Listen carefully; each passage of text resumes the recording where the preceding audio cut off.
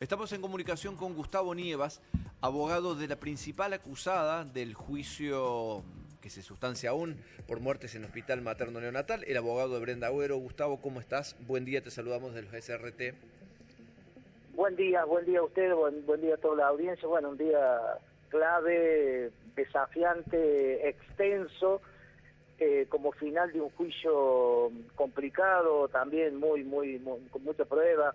Van a tener que trabajar mucho los jurados populares para analizar. ¿Por qué? ¿Por qué van a tener que trabajar mucho? Y porque tienen para analizar uno por uno cada uno de los 13 hechos de Brenda Agüero.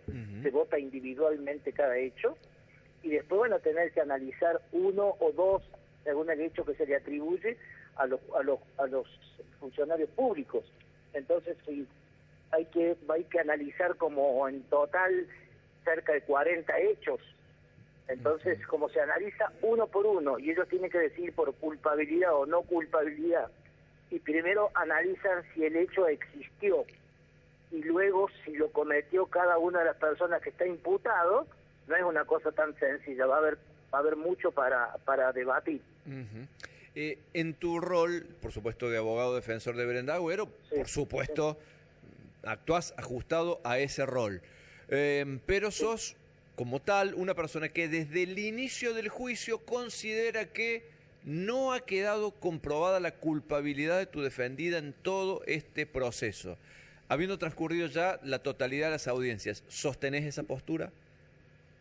Sí, porque en aquel momento, cuando la causa se elevó a juicio, nosotros básicamente lo que reclamábamos era que había líneas de investigación que no se habían respetado y que no se habían llevado adelante, que podían acercarnos a la verdad.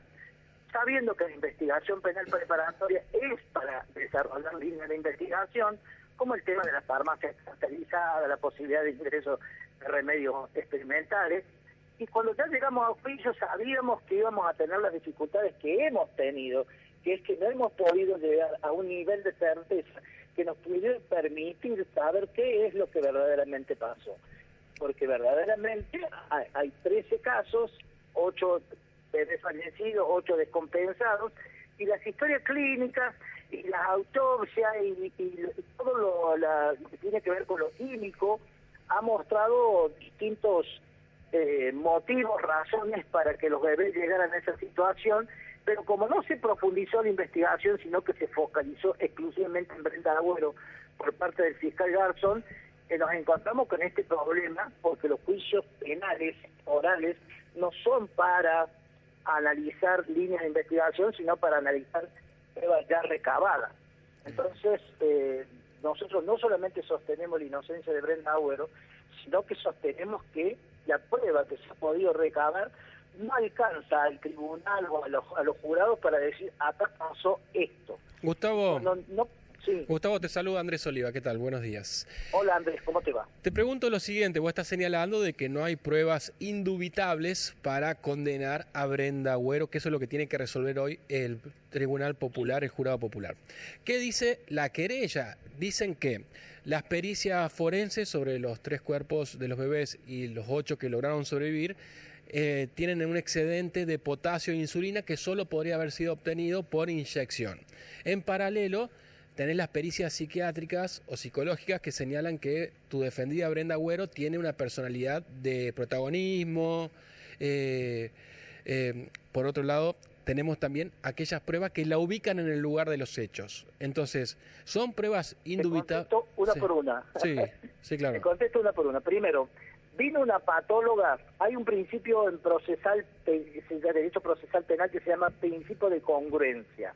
Eso significa que el hecho por el cual vos estás acusado se tiene que probar que los hechos fueron de esa manera. Se ha probado en un montón de hechos que no había contenido de potasio ni contenido de insulemia, pero no solamente eso, sino que se ha acreditado a través de los peritos médicos que vinieron, de que había un montón de situaciones, de síndromes, que habían hecho subir el potasio y no necesariamente era por la inyección de potasio. Pero como si fuera poco, vino Marta Cohen, que es una patóloga a nivel internacional que trabaja con la Organización Mundial de Salud, habló por Zoom desde Sheffield y dijo, muchachos, ustedes en Córdoba están midiendo el potasio post-morte con un sistema que hace 65 años que no se usa en el mundo porque da falsos positivos. Los sistemas por el cual se mide el potasio post-mortem es este y ustedes no lo han utilizado. ¿Se entiende? Entonces, estamos con un atraso en el método que se utilizó. Ojo, acá en la Argentina se usa el método que hace referencia a Marta Cohen. Lo que pasa es que en el juicio se usó el método viejo. Si vos le querés ver una intencionalidad, lo podemos discutir, pero en su momento se utilizó un método viejo que ya no se usa en el mundo por una cuestión... Lo que pasa es que, Gustavo, entiendo que los peritos de parte y de la querella y los oficiales señalan que se midió el potasio y la insulina de esos bebés cuando estaban internados y se puede contrastar cómo aumentó el potasio post-mortem con el potasio que tenían sus cuerpos antes, cuando estaban con vida los 3 bebés. Es imposible eso, te vuelvo a repetir, porque el potasio, todos tenemos potasio en la sangre. Y todos, a partir del momento que fallecemos, ese potasio se suelta. Incluso los médicos dijeron en el juicio de que el potasio, cuando una persona está moribunda o está muy mal, empieza a soltar potasio.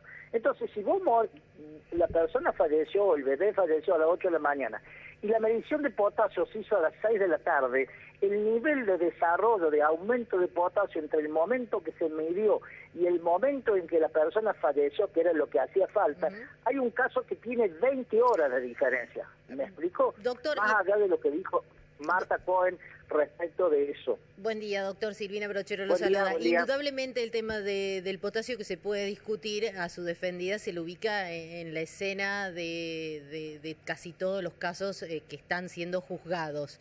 Yo le pregunto, ¿cómo se encuentra ella? ¿Qué espera ella del día de hoy, de la jornada de hoy? Porque en ningún momento en el juicio ha demostrado tener una cierta responsabilidad con respecto a lo que se le acusa. ¿Qué es lo que espera?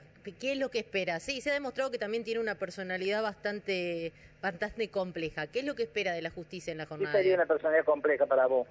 Una personalidad muy fría, muy compleja, con mucha necesidad de tener protagonismo. ¿Qué se espera? ¿Qué espera de la justicia? Yo espero que los jurados populares... Primero déjame que te conteste porque no quiero que quede en el aire eso de que se lo vio en el escenario del hecho. Primero se generó un relato en el proceso de que el centro obstétrico era una pieza de 4x4 donde estaba Brenda y el bebé. A lo largo del proceso se pudo acreditar que el centro obstétrico dentro del neonatal es un lugar muy grande, con muchas habitaciones y donde había todo el tiempo entre 20 y 25 personas más allá de los bebés. Primer relato que se desmorona. Segundo relato que se desmorona es el hecho de la presenciabilidad de Brenda. ¿Por qué? Porque se acreditó a lo largo de la investigación que en el neonatal, en todo el neonatal, hay una marca de huella para los empleados en la puerta general. Pero el centro obstétrico, que es mucho más chico que la totalidad del neonatal, no tenía ningún tipo de medición, ni de guardia, ni de marca, ni de filmación, no había nada, y todo el mundo podía entrar y salir del centro obstétrico de manera libre.